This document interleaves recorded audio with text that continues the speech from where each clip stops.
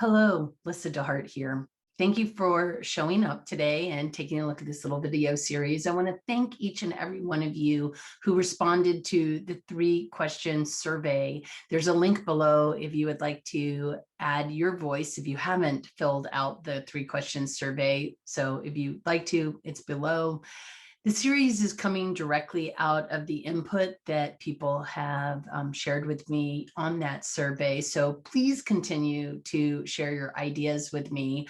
We're not requiring your name or an email, really just the ideas that are bubbling to the surface around your own coach development and questions that you are curious about.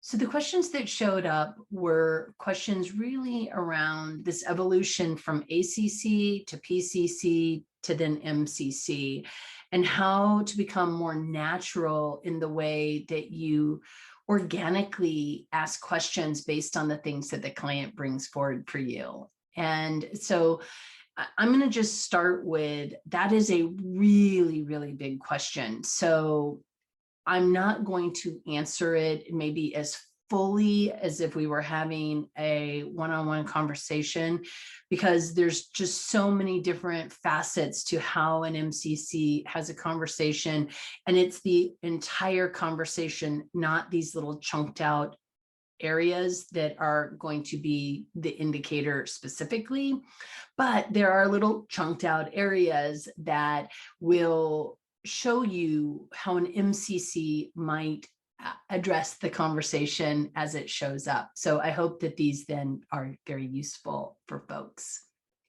I want to start with a metaphor of art. It's really just a lesson from art, right? So you think of somebody who is a masterful painter, a real artist, if you will, with the paintbrush in this particular case.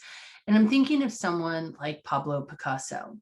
And one of the things that is true of Pablo Picasso is that he was definitely a force to be reckoned with as an artist. He was very much on the cutting edge, very avant-garde.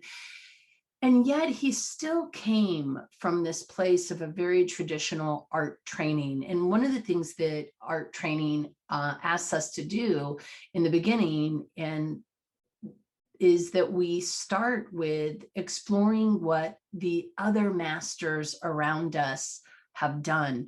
And so most artists start on a trajectory of learning the basics until they can master those basics. And then what happens is they're able to really flourish and shift. And so when you look at a painting from Picasso's early years, like his first painting of a figure, maybe, it's a very traditional sort of painting. It follows a lot of the rules that were in the art world at that time.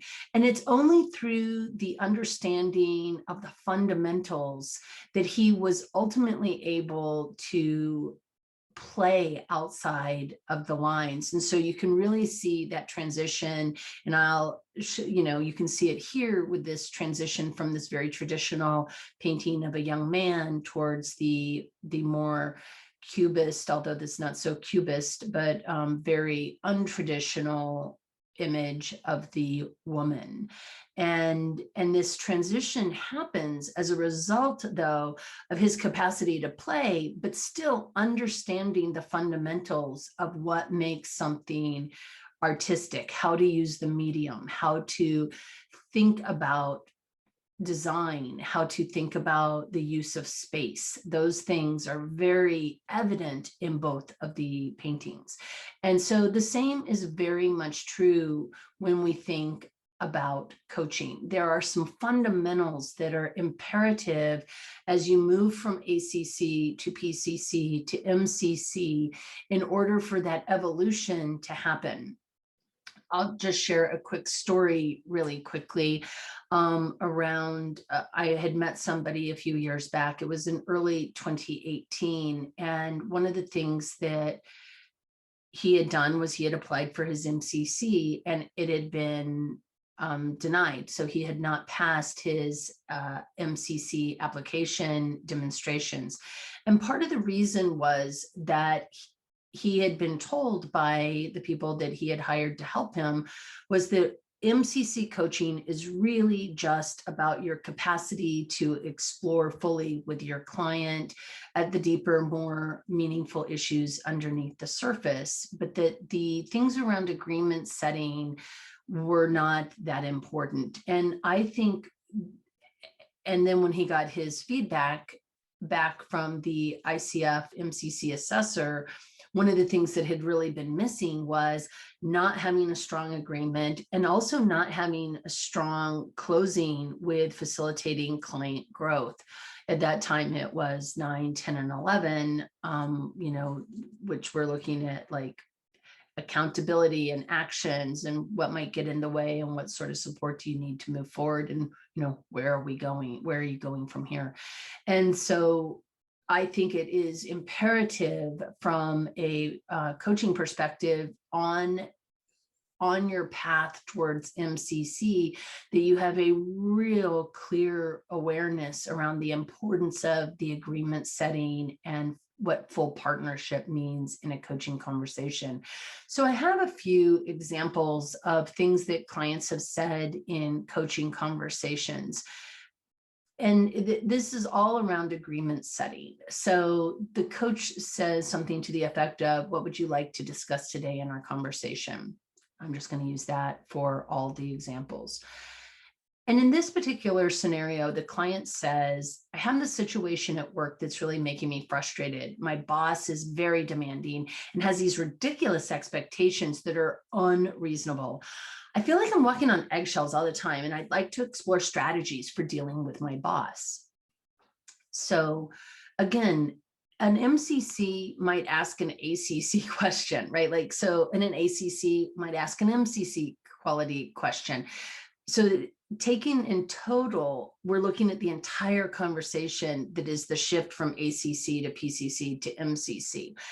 But in this particular, what I see in the assessments that I do and the ICF PCC assessments that I do, or the ACC assessments that I do, what I see is an ACC coach might really link this language of exploring strategies for dealing with the boss. It's typically very situationally focused. And so the coach might ask or say something to the effect of, oh, okay, great. So today we're going to be really looking at strategies for you to deal with your boss. And the client's going to go, yes, right? So all of a sudden, the coach has made a determination about what the client's going to focus on. It's very situationally focused. And the coach has made an assumption that that is all there is to it. And that's where we're going. We're just really going to stay in that space. So at a PCC level, we have the same client saying the same thing. I have this situation at work that's really making me frustrated. My boss is very demanding, and I feel like I'm walking on eggshells all the time, and I'd really like to explore strategies for dealing with my boss. A PCC is going to be demonstrating a higher level of partnership. So the PCC coach will hopefully remember things like noticing the emotion that shows up, being curious about that, noticing, what the client is asking for, but also having within the context of what's really more like, what's the meaningful underlying issue here. So a PCC coach might say something to the effect of, I can really hear the frustration in your voice as you say that. And I'm wondering what's showing up as most important about this for you today for our conversation, something to that effect, right? And so nothing wrong with that. It's really great. They're listening. There's more partnership. They're inviting the client to name what's more important about this topic that they brought forward versus assuming that this is the topic, and they're not deciding for the client what direction the client wants to explore. Now, again, an MCC could ask a question like that, right? But I would think also if an MCC were to explore this more fully and in more partnership, there might be a bit more conversation around what the client just brought forward. So for me, from an MCC perspective, I would hear a few different things that I would be curious about. And I have this situation at work. It's really making me frustrated. My boss is very demanding and has these ridiculous expectations that are unreasonable. I feel like I'm walking on eggshells all the time. I'd like to explore strategies for dealing with my boss. I'm going to hear all of that, all those different elements, and I'm going to start to be curious, not just about the strategies. The strategies I know are going to come by the end after there's been a robust exploration of what's really driving this. So I might say something to the effect of, yeah, I can hear frustration as you speak. And I also heard this walking on eggshells all the time. What is important about what you're bringing forward today? And the client might share something about what's important about this. Like, I'm tired, I'm exhausted all the time from walking on eggshells.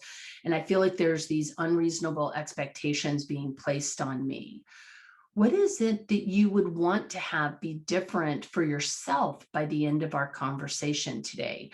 I'm not going to go into the situation about what needs to change in the boss, right? And I'm not going to go directly into strategies. I'm really wanting to get more clarity around what's important to the client. And so the client might say something to the effect of, I'd like to just feel some more peace or feel more confident in managing how I feel around my boss, something to that effect.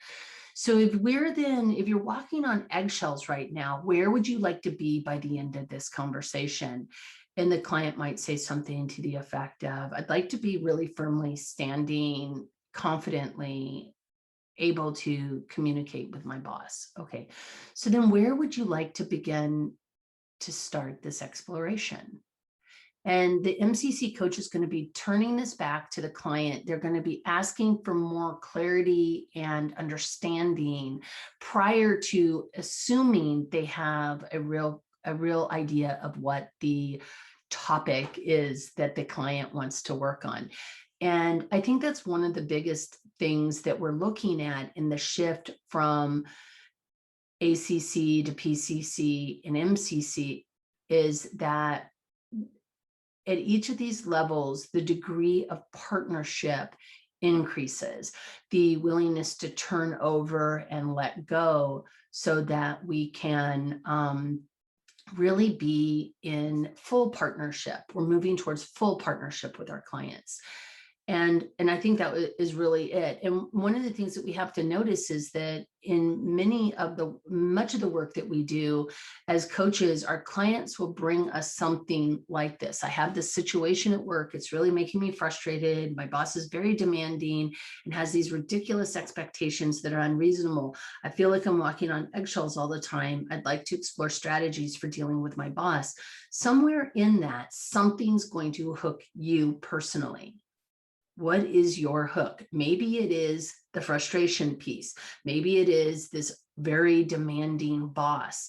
Maybe it is the eggshells, because maybe somewhere in your life you feel like you're walking on eggshells all the time also.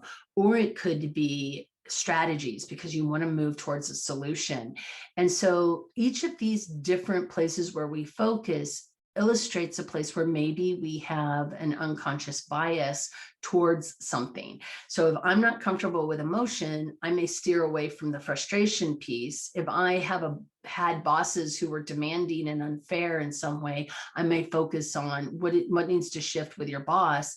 If I'm comfortable with strategies, I might focus on the strategies. And so it becomes this sort of dance between the coach and the client, of the coach letting go and being really clear about what their biases are and holding that container, that foundation of the conversation in such a way that the client is at choice and we're letting go of what we believe the client needs to achieve by the end of the conversation. And again, from an MCC perspective, I know by the end of the conversation, if I've done a good job with agreement setting and being in partnership with the client is going to tell me where they want to go. And so by the end, we'll have gotten there. And from the awareness and insights that come out of the exploration in the middle, I'm going to be able to ask, what are you taking away from today's conversation? And the client is going to name their awarenesses and what actions most support that, right? And the client is going to name the actions that they are invested in actually doing that are strategies for them to be successful, right? So that would be a simple example of just one thing a client might offer a coach, and how the different levels might address that in the very beginning, in this idea of agreement setting and full partnership. And again, going into awareness around our biases, I'm going to address that in the next video. So thank you so much for being here, and I look forward to seeing you in another video.